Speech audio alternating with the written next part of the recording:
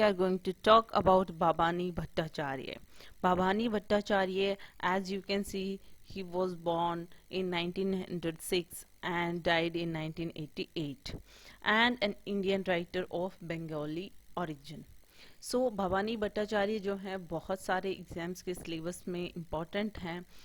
आज हम इनके जो भी है वर्क्स हैं या फिर उनकी राइटिंग स्टाइल है और वो कहाँ से बिलोंग करते थे, ये सब चीज़ें देखेंगे। और उसके बाद में मैं वीडियोस लेकर आऊँगी इनके वर्क्स की समरी की भी। तो शुरू करते हैं आज का जो वीडियो है। तो फर्स्ट ऑफ ऑल अगर हम इनकी लाइफ की बात करें तो ये एक इंडियन राइटर हैं बंगाली ओरिजिन के, और ये सोशल रियलिस्टिक फिक्शंस लिखते थे। और भागलपुर में इनका जन्म हुआ, जो कि बंगाल प्रेसिडेंसी ब्रिटिश इंडिया के टाइम पे वो थी। भट्टाचार्य जो थे वो बैचलर डिग्री पटना यूनिवर्सिटी से लेते हैं और doctorate from the university of London. फिर जब वो इंडिया आते हैं तो वो डिप्लोमेटिक सर्विसेज को ज्वाइन करते हैं और इस तरीके से वो हिस्टोरिकल और सोशली रियलिस्टिक कॉन्टेक्स्ट में जो भी हैं फिक्शंस वगैरह वो लिखना शुरू करते हैं।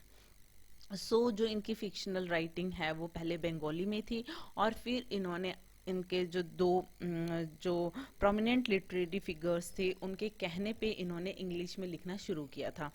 वो कौन थे वो हम देख लेते हैं। तो इंट्रोडक्शन में होप आपको समझ में आया होगा कि किस तरीके से वो हैं यहाँ पे लंदन से पढ़कर आए थे, फिर डिप्लोमेटिक सर्विसेज में एंगेज हुए।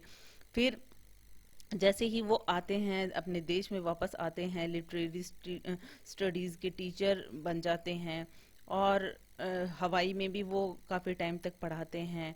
फिर जो उनकी मिड 30s की एज होती है उस टाइम पे वो लिखना शुरू करते हैं, जो कि हिस्टोरिकल और सोशली रियलिस्टिक कॉन्टेक्स्ट में लिखते हैं। जैसा कि उनकी जो लाइफ है और ये सब कुछ बताया हुआ है, इसी तरीके से जो इनकी जो लाइफ के बारे में एक और चीज़ बताई जाती है कि ये मार्क्सिस्ट सर्किल में भी इन्वॉल्व थे, और ये जो है हेरोल्ड लास्की से काफ़ी ज़्यादा इन्फ्लुएंस थे, जो कि इनके टीचर थे हेरोल्ड लास्की। और इस तरीके से वो लिटरेरी वर्क भी करते थे, और बहुत सारे जो इनके वर्क्स थे वो मैगजीन्स में, न्यूज़पेपर्स में छपते थे। उनके जो आर्टिकल्स भी थे वो भी द स्पेक्टेटर का नाम सुना होगा, तो इसमें छपते थे।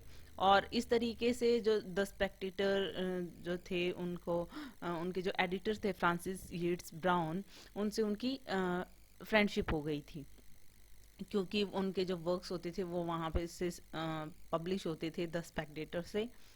और इसी टाइम पे उनकी मुलाकात रविंद्रनाथ टैगोर से भी होती है। तो उनके जो वर्क्स में रविंद्रनाथ टैगोर, जैसा कि आप देख सकते हो उनके वर्क्स में कि his writing exhibit the influence of Rabindranath Tagore and Mahatma Gandhi.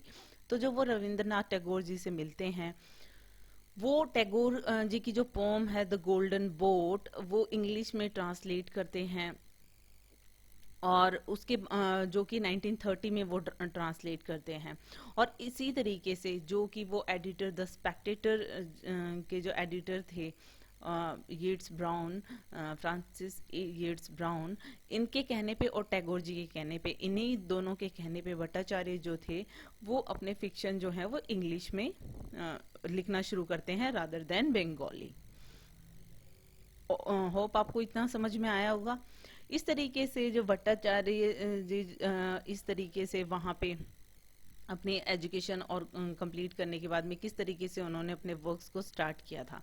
अब हम उनकी राइटिंग स्टाइल में ये भी देख लेते हैं कि वो किस तरीके से वो जो social realism school of Indo एग्निकल लिटरेचर है उससे बिलोंग करते हैं।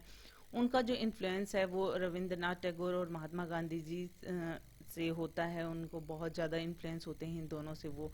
और इस तरीके से जो साउथ इंडिया के जो भी हैं उस टाइम पे वो जो भी चीज़ें दिखाते हैं वो गांधीयन फिक्शन के सीन होते हैं उसमें, लाइक कि ये बहुत अपने वर्क्स में इस तरीके की चीज़ें दिखाते थे उस टाइम पे, जो कि रूरल इंडिया कह लो, या फिर उस टाइम पे जो कि पॉवर्टी के बारे में बताते थे, किस तरीके से लोग जो हैं सप्रेस होते हैं, वो चीज़ें हैं कुछ इनके वर्क्स में।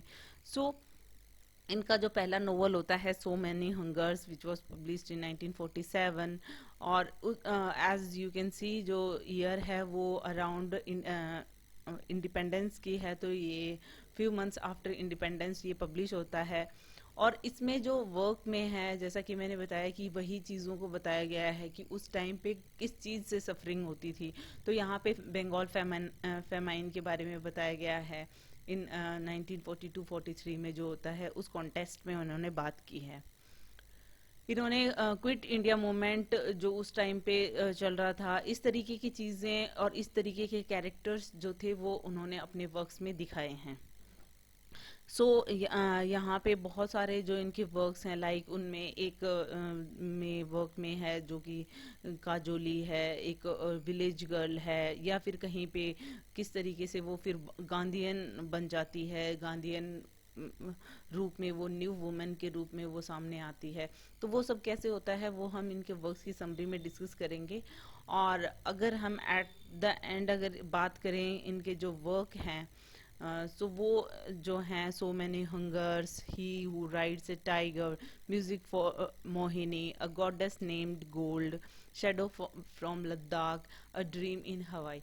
सो आपने देखा होगा कि ये मोस्टली जो वर्क्स हैं उनके नाम आपने सुने होंगे, या फिर आपने कहीं ना कहीं देखे होंगे कि जैसे कुछ इंपॉर्टेंट वर्क्स हैं ये इनके, और शेडो फ्रॉम लद्दाख, और so many hungers, he who rides a tiger, music for Mohini, goddess name gold. ये जो इम्पोर्टेंट इनके वर्क्स हैं ये इनकी समरीज मैं लेकर आऊंगी, और आपको ज़रूर से पढ़नी भी चाहिए। इनकी समरीज काफ़ी इम्पोर्टेंट हैं।